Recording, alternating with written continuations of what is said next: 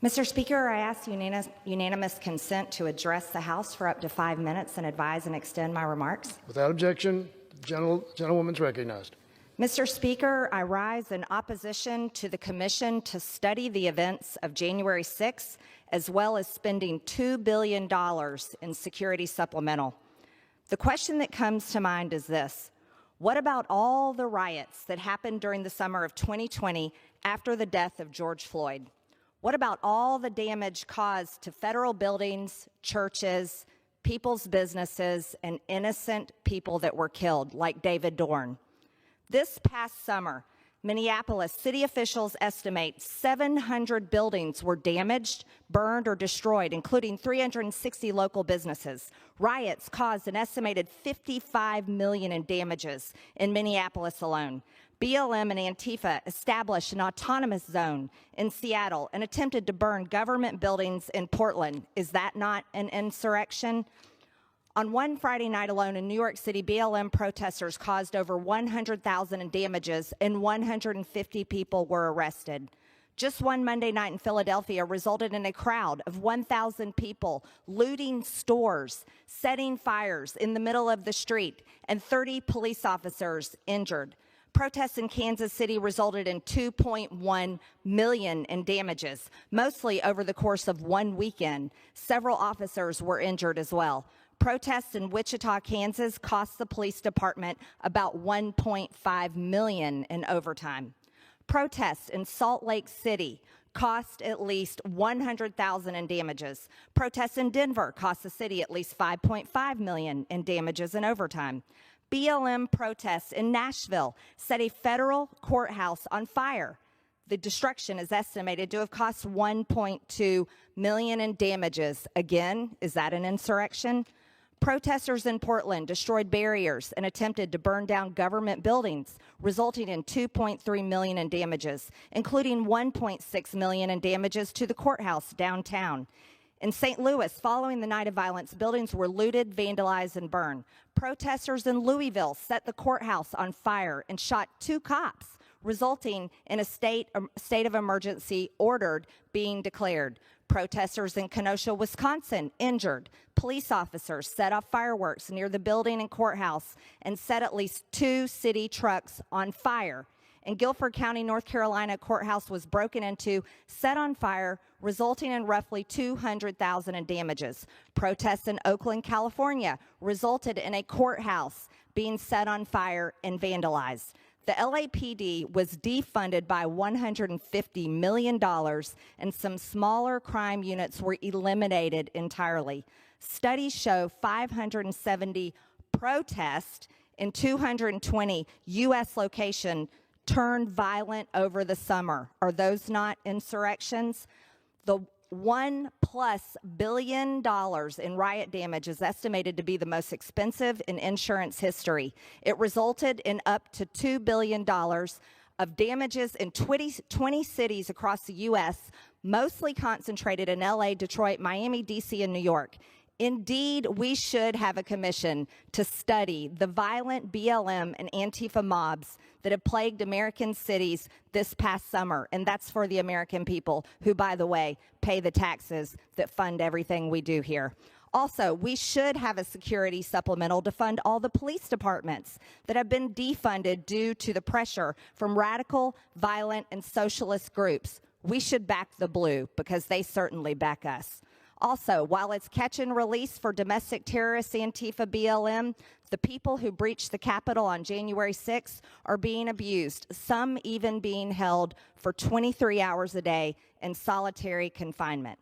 So, Mr. Speaker, my questions are this.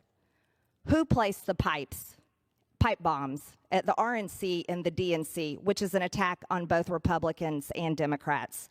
Why was President Trump's request on January 5th for 10,000 National Guard denied? And who denied it? And what chain of command did they follow? Also, who killed Ashley Babbitt? And why is that not being revealed? Does her family not deserve justice? And lastly, when will the witch hunt of Donald J. Trump come to an end and all of those who support him? I rest my time. Gentlewoman yields back. The chair recognizes the gentleman from Tennessee, Mr. Burchett, for 5 minutes.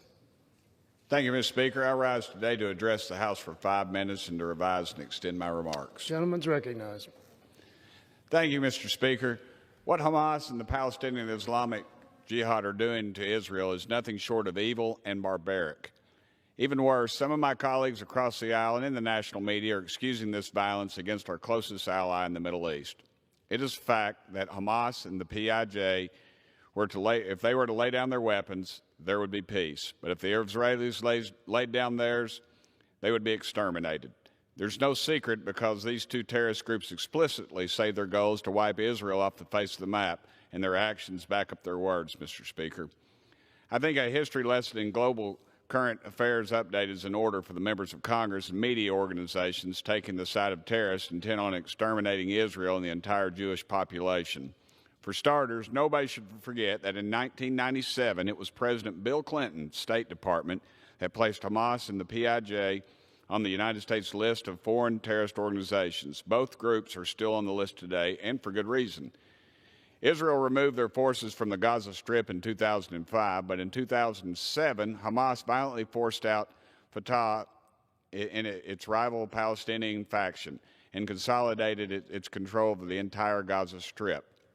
A terrorist organization controlling territory within mere miles of the Jewish communities leaves Israeli civilians vulnerable to violent attacks, Mr. Speaker.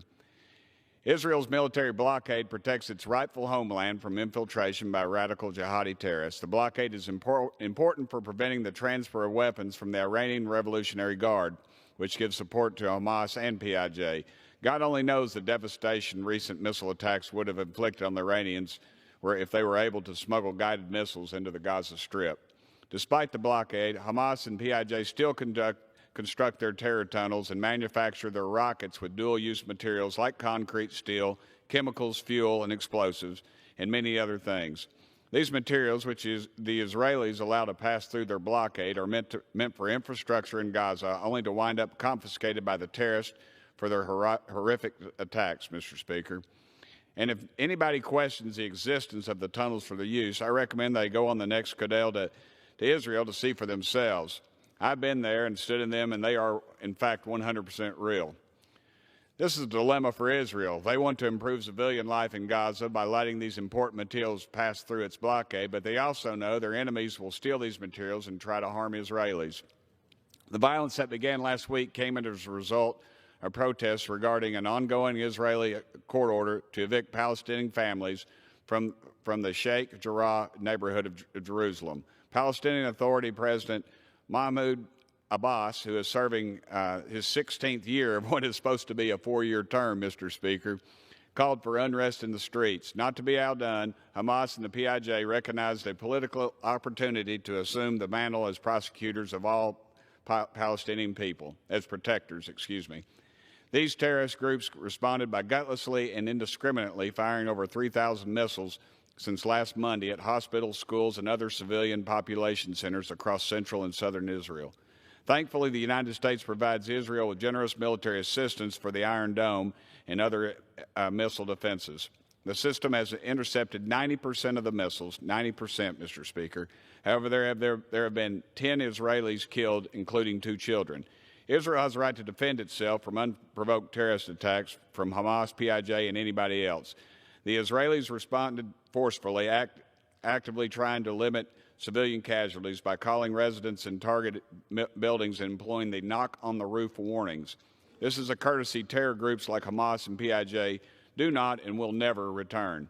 Without these important measures, Mr. Speaker, hundreds more Palestinian civilians would be dead because Hamas and PIJ use commercial and residential buildings to house their military operations and ammunition depots. This disgusting tactic is the reason why the Palestinian death toll is higher and why the lives of dozens of innocent Palestinian children have been lost.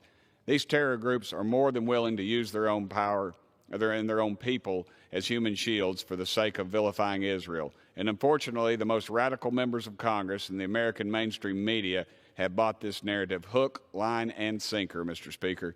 Hamas and the PIJ are no friends of ours and want the same fate for Israel that so many terrorists want for the United States. the complete and total destruction of democracy. If you are going to blame Israel alone for the recent violence, you are being nothing more than a useful idiot and a publicity tool for the two terrorist organizations. Thank you, Mr. Speaker, and I yield back the remainder of my time. Gentlemen.